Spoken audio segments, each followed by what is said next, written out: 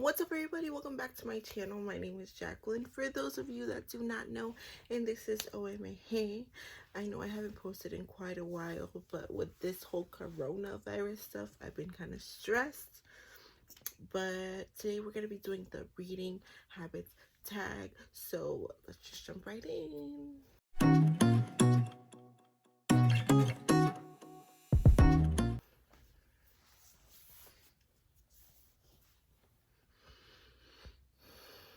Alright, so I'm kind of in a rush because my friend's on her way to pick me up, but there are 10 questions, and I just want to say I switched my I switched my books, so these are all the books I have read, and then I have another place for all the books that I have not read, and there will be a before and after tag video for my bookshelves coming soon.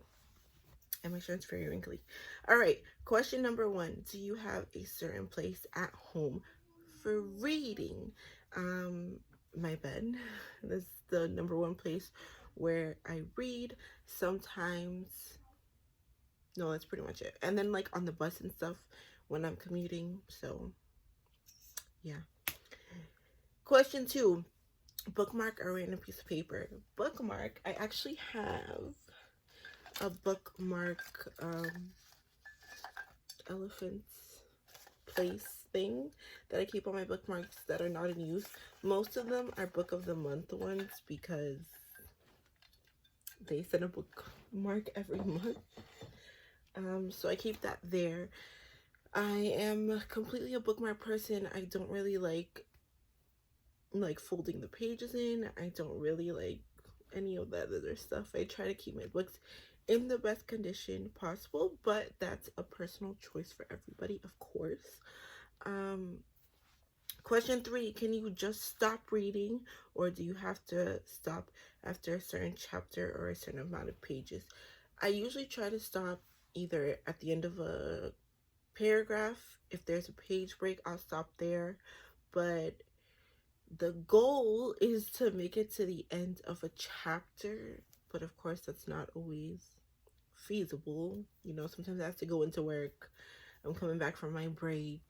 My friends are waiting for me, stuff like that. So sometimes I do have to stop in the middle of a paragraph, which drives me crazy sometimes.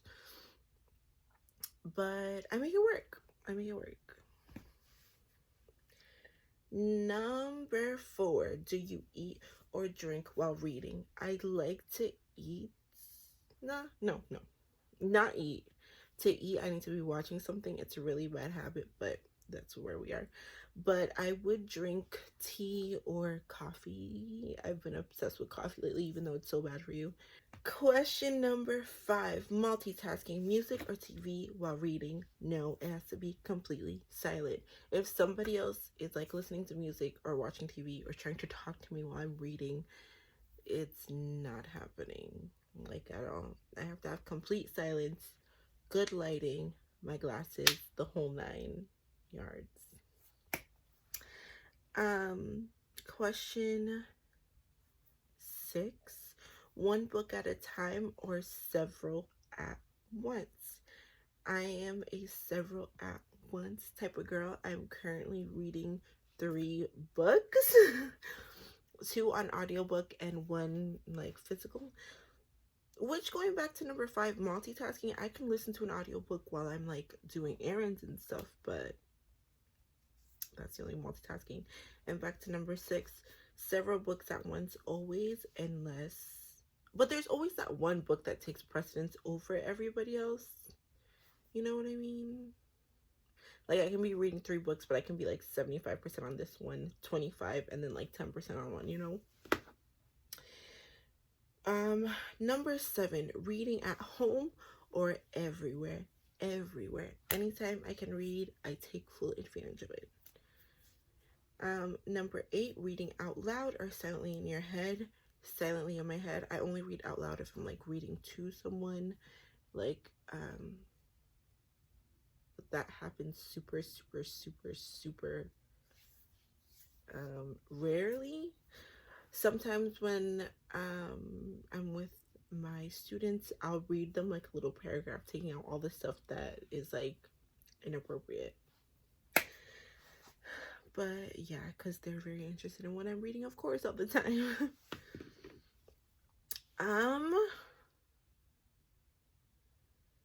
Number 9, do you read ahead or even skip pages? I will not skip pages. I will skim. I will read ahead. I feel like some books repeat a lot, or they try to set the atmosphere by describing this describing the walls, and I'll just like skip ahead. Or if there's a lot of dialogue going on and I really just don't care, I'll like skip ahead to where I get the answer to the question that's in my mind, you know?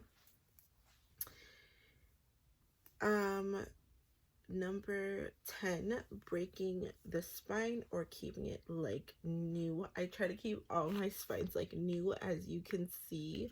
There's nothing wrong with breaking the spine. I just don't personally like it for my books because I do view my books as my babies. So I feel like I'm hurting the book in that way. I do treat my books like they have feelings, which is weird because they're inanimate objects, but they're my babies. I do call them he's and she's, and like I'll be like, oh, I don't want to hurt any other of my book's feelings or show favoritism if I pick a specific book, you know what I mean? So that's why I try to do it random, which is weird, but that's also why I try not to break the spines.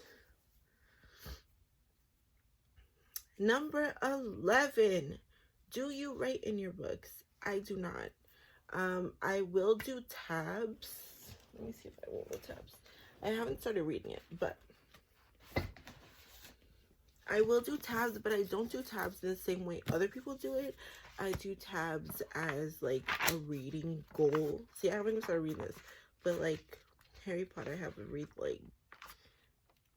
like when I get to page 20, I'll rip this tab off, and that's like one goal I hit, and do it like that.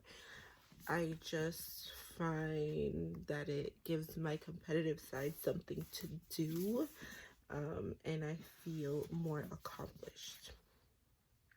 Now, that was the last question. I know this was a super quick video, but I didn't want to overwhelm you guys with my presence, and as I said, I'm leaving with my wrinkly shirt.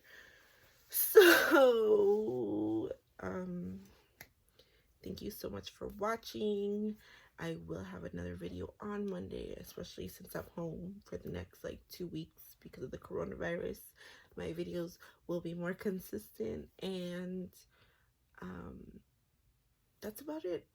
Make sure you subscribe. Make sure you spread peace and positivity all day, every day, and it'll come back to you. And remember to keep reading.